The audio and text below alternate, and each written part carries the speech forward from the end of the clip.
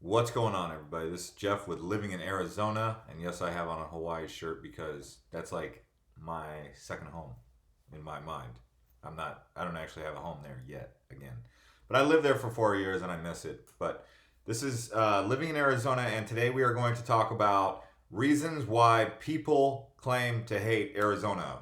The reasons why, yeah, people complain their biggest grievances about Arizona. Why am I making this? Because people are saying that they want to move here, but their family members don't want to subscribe to that idea because they don't want to move to Arizona. So this is kind of dispelling some of those myths and truths.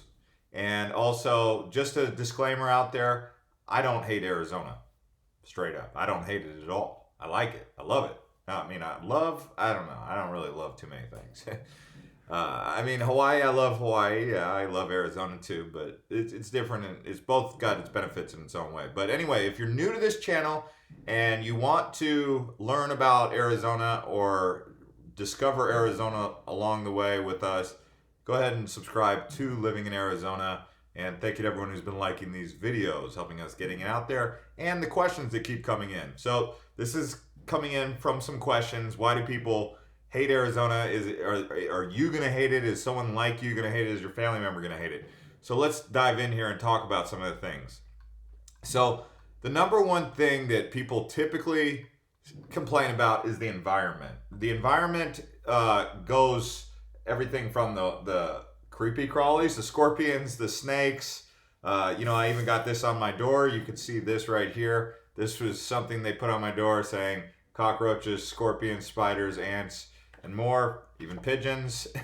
Yeah, I've seen all of these in Arizona, and I have some of these in my backyard. I have ants, but I've never been to a place that doesn't have ants.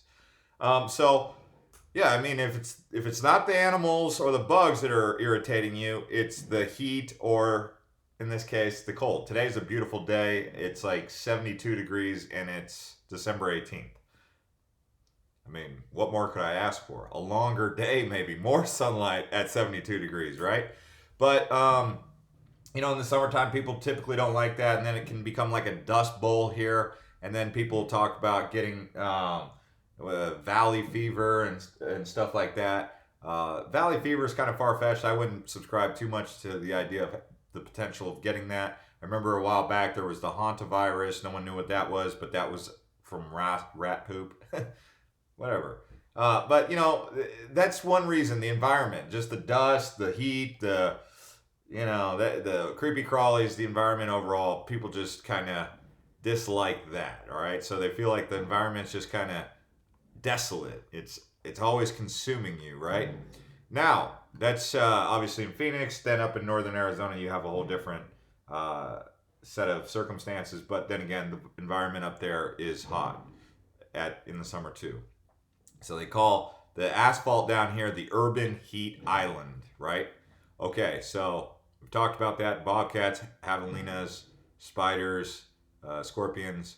Now, another thing that people don't really like about Arizona is that everyone is from everywhere else. So it's a melting pot. They say no one is from here, right? So you've got this transient city. Well, that's not true that not everyone's from here. It's just because me personally, I was born in Phoenix, Arizona, right? So that'd make me from here, but I lived other places. But, my brother, my sister, they're all from here too. All my cousins. So, I mean, that's not necessarily true, but generally speaking, there are a lot of out of towners who set up shop and try to live here in Phoenix. And that might be uncomfortable to people, I guess. I mean, that's something that people complain about. I don't know why people don't like that, but they don't like the fact that everyone's from everywhere else. That it's a big melting pot. People come from Chicago, Canada, Utah, New York, and everyone should get along, but I guess some people don't get along with that. Me, I like the fact that we're a melting pot, even though most locals don't really like it, I guess. Most locals are like, stay where you're coming from, or go back to where you came from. That's always the case. It's not just people talking about that from other countries. They talk about it like that from other states. So it's generally, if you're not from Arizona and you're going to be a complainer, people just don't take too kindly to complainers, right? It's like that saying, they never built statues of pessimists. They only build statues of optimists. So if you're coming in with a good attitude, that is contagious. People will feed off of that. If you're bringing a negative attitude, a pessimistic attitude, people will take advantage of that and probably pick on you a little bit because you're setting yourself up with that, your vibe attracts your tribe. And I mean, I didn't invent that rule. Like that just kind of happens. So try to keep a positive outlook. You won't have any problems with the locals. But if you got this negative outlook about everything, it's going to piss off the locals. It's going to piss off the transients. Everybody's it's going to feel like everyone's against you. So it is a matter of just being optimistic. If you don't know about statues being built of optimists, Plato was an optimist. Leonardo da Vinci was an optimist. Michelangelo was an optimist. Aristotle was an optimist. Julius Caesar was an optimist. I mean, if this is, you get the point, right? There's a lot of malls here. People think that the only thing to do in Arizona is just go to the mall, and that gets kind of old. It's like, isn't there other things to do in Arizona besides go to the mall? Well, yeah, there's water parks, there's golf courses, there's sports teams, but for the most part, even though it has a lot to do, you could almost say it also, after you've done it all, you're kind of like, okay, what else is there to do besides go to the mall, go out to dinner, watch a movie? It kind of gets monotonous. But I mean, if you live in Nebraska, what else is there to do? If you live in Los Angeles, I guess you could go to the beach every day. Okay, there you go. So, another thing that people don't typically like is the local government upsets people, and that just creates this animosity, I guess you could say. Sometimes there's this rivalry between the sheriff and the people, or the governor and the people, and the legislative body and the people. And so this kind of irritation takes place between the people and the government. And that's just something people complain about. I don't personally complain about it, but people do complain about that, whether it be like the case of medical marijuana or crackdowns from the sheriff doing DUI crackdowns, which could make sense, really. But people didn't like Sheriff Joe Arpaio. In case you don't know who he is, I can make a video on that, but I probably would rather not, honestly. And one of the things that because people are bored here, people from outside, they've noticed that politics take a precedence over culture. So it's more like everyone's focused on the politics and not on the arts and the humanities and the culture, right? It'd be nice if we had more humanities and culture and stuff in Phoenix. And instead of focusing so much on meeting in the Supreme Court or meeting in the courtroom or whatever it is, let's get back to culture. Like, let's enrich the city's culture. And because of that, we end up with a kind of a place that doesn't have a big, much of a cultural setting, right? So that's another thing that people typically gripe about, right? Now, as we keep on going, because this is things that people dislike, not that I want to talk about all this stuff, but it's so sprawling, and you've got to drive everywhere. It's like you could live in the same metropolitan area, but you feel like you got one family in Peoria and the other part of your family's in Gilbert, and you've got to drive so far to go see each other. You're like, wow, this is too spread out. And, I guess you could, as a family, live closer together, but everything's so spread out. So people don't typically like that, right? The fact that it's so spread out. So that's another thing that you could say it's just the traffic, the suburbanite wasteland, the sprawling suburbanite wasteland of 4.1 million people, right? Then there is, in certain areas, depending on where you live, then there's going to be the narco culture, the people who are into, heavy narcotics, that meth heads. And Phoenix does have certain areas where that methamphetamine is a little bit of an issue. Not everywhere. I don't see it everywhere, that's for sure. But there are certain areas, just like any other city or any other state, you're going to have these areas where certain drugs are happening.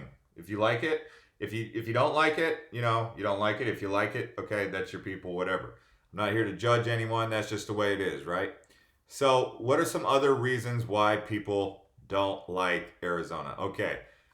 Old geezer's paradise. People have complained that there's too many old people. Well, where I live, I don't see very many old people. I don't have anything against old people. I like old people. This is not a video about my gripes. This is a video about some of the reasons why people typically complain about living in Arizona. And one of them is because too many old geezers. And what do old geezers do that upset young people?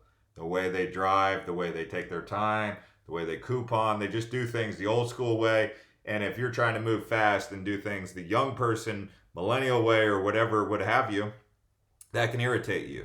And that's why people complain about the old geezer's paradise. By the way, some of this stuff is coming straight off websites and other people's opinions. This is not stuff. I had to research this, guys, to find out what irritates people. But that was one of them. Now, another thing that came up is the color of Phoenix, for the most part, is beige. Like, you go into most of these housing complexes, it's just that beige color. It's like brownish, white, brown.